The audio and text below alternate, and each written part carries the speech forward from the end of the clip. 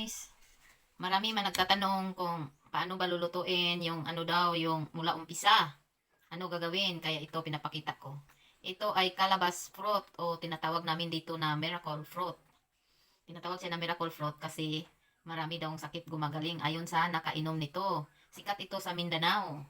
Kaya malapit nang maubos yung sa akin guys. Magluluto ako ulit. Ipapakita ko yung ano, yung proper na paggawa mula umpisa. Ayan, biakin natin to guys. Matigas siya.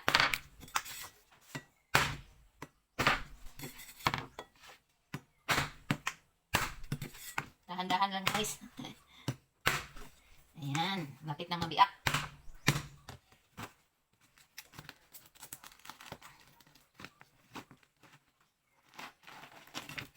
Ito yung hitsura niya guys, oh.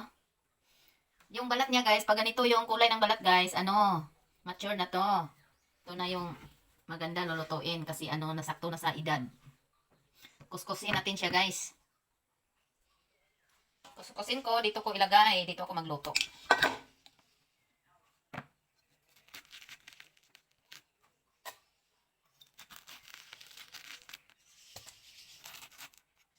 Yan, ganyan ang pag ano guys, kuskus.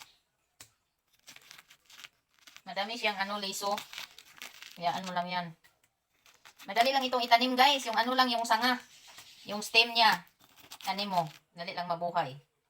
At saka yung ano dito, yung dahon nito guys, pwede mo rin gawin na tea. Mayroon din akong kilala, lagi nag-iinom ng dahon na to nilaga.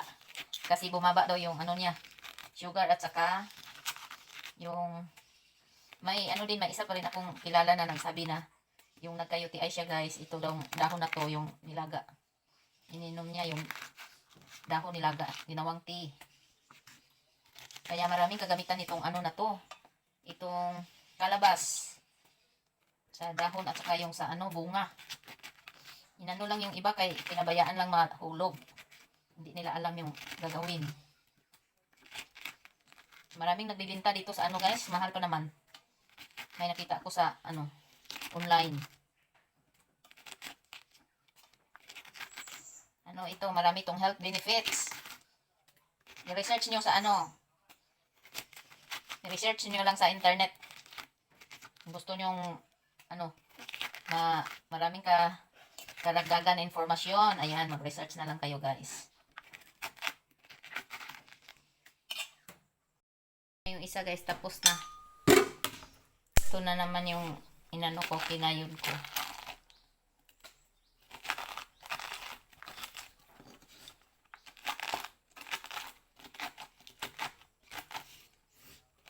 Ganon lang guys. Ayan, ganyanin mo lang yan.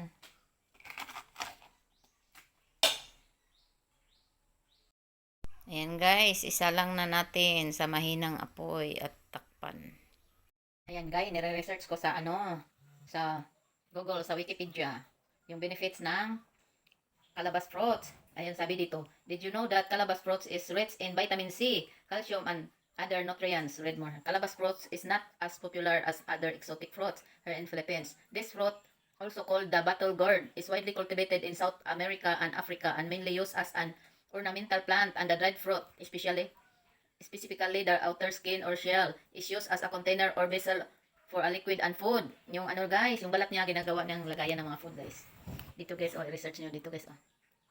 Ayan, for more information, research na lang guys. Basta marami siyang vitamin C at saka calcium. Ayan, ang dami niyang health benefits. Ayan guys, kumulo na siya guys. Unti nang nagano yung kulay niya. Pag umitim na to lahat guys, ayan, tama na. Luto na siya. Patayin mo kung iitim na lahat. Haluin din minsan para maano yung nasa ilalim. Kasi nasa ilalim kasi yung maunang mag-itim. Ni-research ko sa ano, yung mga benefits niya. Marami pala siyang ano, vitamin C at saka calcium. Sikat ito sa ibang bansa. Sa Amerika at saka Africa. Ayan na guys, naluto na siya guys. Pinatay ko na. Palamigin na natin ito. At ilagay sa bote. Maghugas na naman ako ng bote nito guys. Huwag dito. I-drain. I-drain natin to para yung juice na lang ang matira. Palamig. Masarap siya inumin pag malamig na.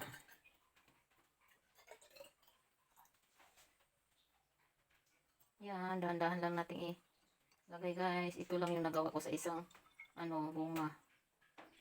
Dalawang bote lang. Kasi puro ito Hindi ko lang halong tubig to guys. Juice lang niya. Ayun, may sobra. Ayan, 2 boteng puno.